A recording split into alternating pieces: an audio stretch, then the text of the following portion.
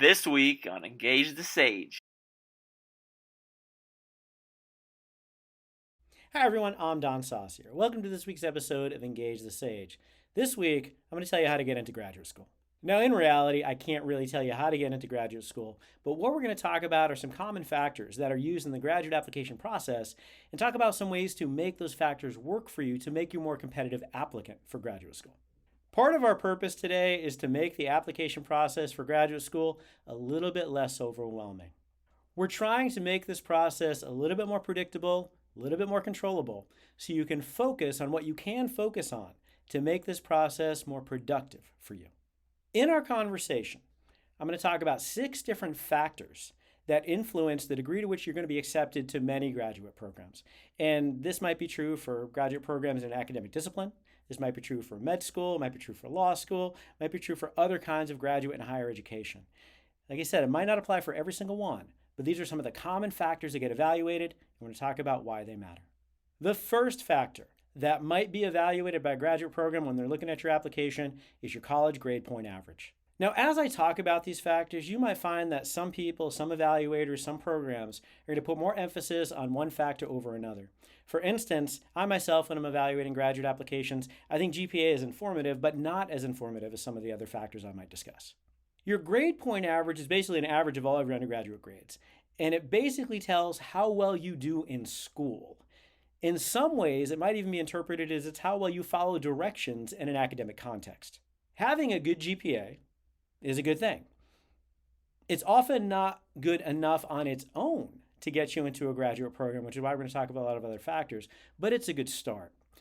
When you're thinking about your GPA, you might want to look at different programs to kind of see if they have a minimum. Maybe that minimum is a 3.0, a 3.3, a 3.5, what have you.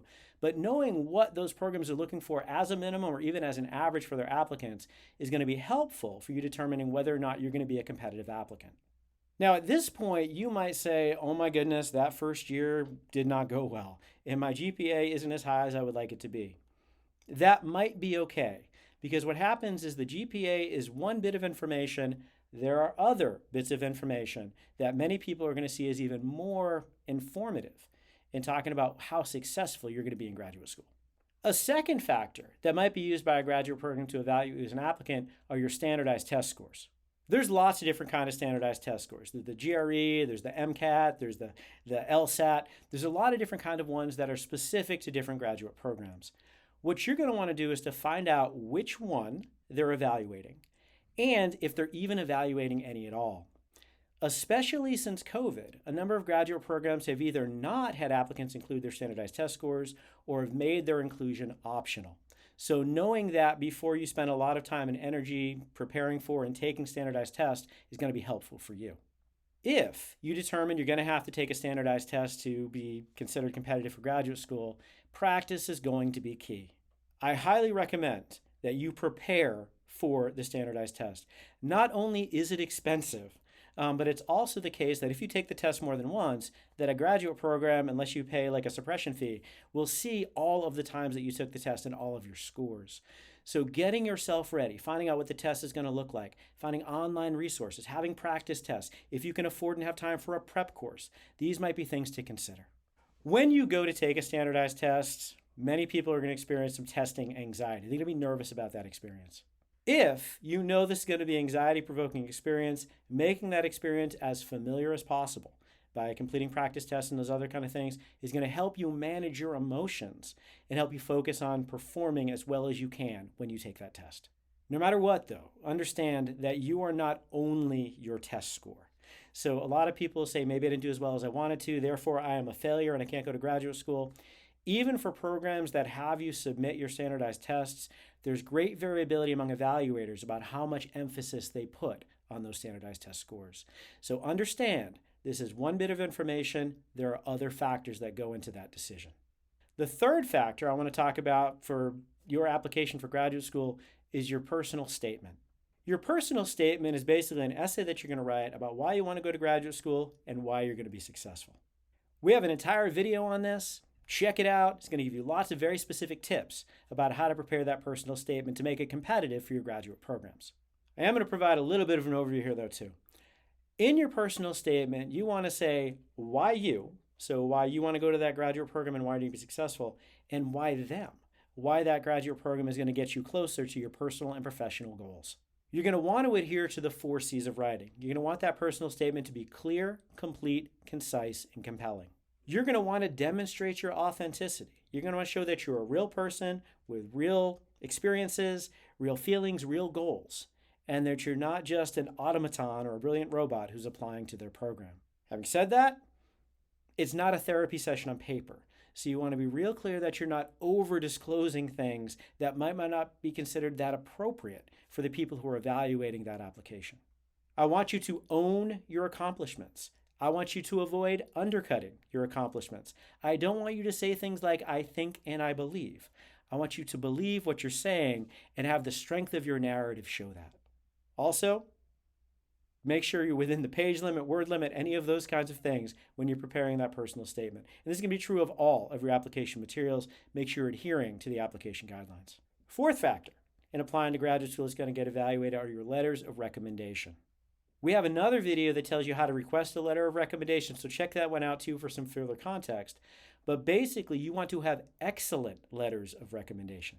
Ideally, the people who write your letters of recommendation are people who know you, they know your abilities, and ideally they have the degree that you're applying to get in graduate school. If they have that degree, they're going to be more credible when they say that you can complete that program successfully because they know what it means to do that. You want to make sure your letter writers have enough time and enough notice to write that letter well, typically a month or more before that first letter is due. And you want to make sure you set them up for success. So provide them with an example of your CV, maybe a writing sample, maybe assignments you've done for their class, as well as your personal statement to help them understand a little bit more about what your purpose is in going to graduate school. The 5th factor I want to talk about in applications for graduate school is your relevant experience. And in my opinion, this is the most important one. A lot of people will make the assumption, hey, I have a good GPA. Hey, my teachers like me and they're going to write me positive letters. I'm going to get into graduate school, without realizing that that is true of most applicants to graduate school. And therefore, it's not enough to be outstanding among the pool of graduate applicants. What I really think helps people to stand out is relevant experience. When I say relevant experience, I'm talking about an experience that is going to relate to the knowledge or skills that are going to be used in your graduate program. Relevant experience might be a job that is related to what you're going to train to do professionally. It might be an internship. It might be a shadowing experience. It might be a teaching experience, and it might be a research experience. All of these are going to build the skills and the experiences that are going to help you be successful for graduate school. What these experiences are going to do is going to let people know that you're serious about your intention to go to graduate school and that you've started to build the professional skill set that is going to help you excel. It's also going to provide you access to good mentors who are going to provide you some guidance through the graduate application process and people who might be willing to write you letters of recommendation that will be credible because they are speaking exactly to the skills that graduate schools are interested in. It's also possible that these are things that are going to show up on your CV, your curriculum vitae. And we've got a video talking about how to make one of those.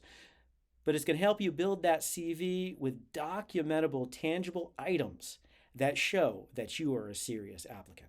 Now, if you're watching this video right now and you're panicking because you don't have any of that relevant experience, you have time. So I would definitely make sure you're working with a mentor through this whole process, but let them help you determine what you can be pursuing to expand these experiences while you still can. I find when I'm evaluating applicants, if I see a student who has research experience and or teaching experience that overlaps with what I do in terms of my research and teaching, that makes me really excited about that applicant.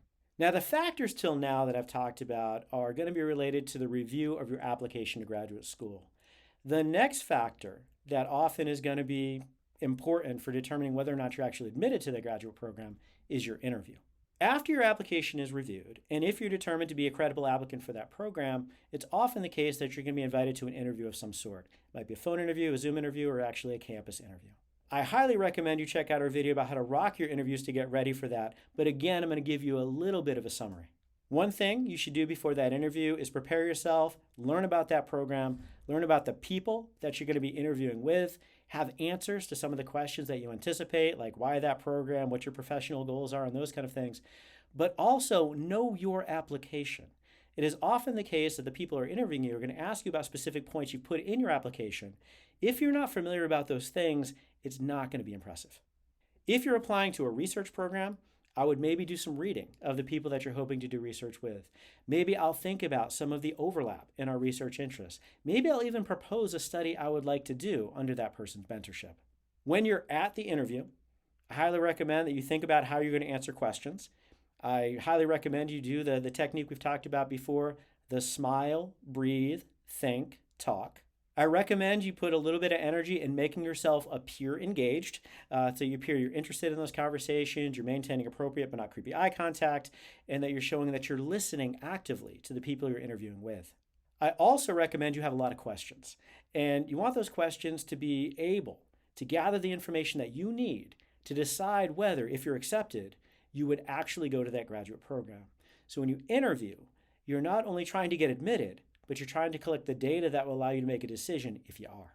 And I would also triangulate those questions. So if you're interviewing with multiple people, ask them the same questions to see if their perspectives differ or if they converge. And then, of course, and this should go without saying, you should be collegial, you should be grateful, you should thank the people that are interviewing for their time, and you should be engaged throughout that entire process. Maybe even enjoy it.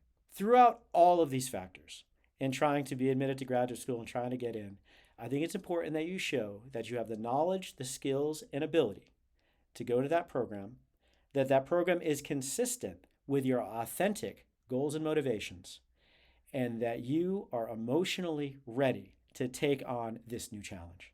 So today I've shared an overview of many of the factors that are used to evaluate applicants to graduate programs. And I think if you focus on these, and they might be a little overwhelming to kind of see all of that information that is used to evaluate how well you're going to be in graduate school. If you approach those and you prepare for those, it's going to make this process a little bit less scary, a little bit more manageable, and especially if you do it with a mentor, more successful. In the comments below, I would love to hear any tips that you have for helping people get ready for their graduate applications, and I'd also love to hear any questions that you have about the graduate application process. Thank you for watching this episode of Engage the Sage. Please like, subscribe, sign up for notifications, share us on social media, and we'll see you next time on Engage the Sage.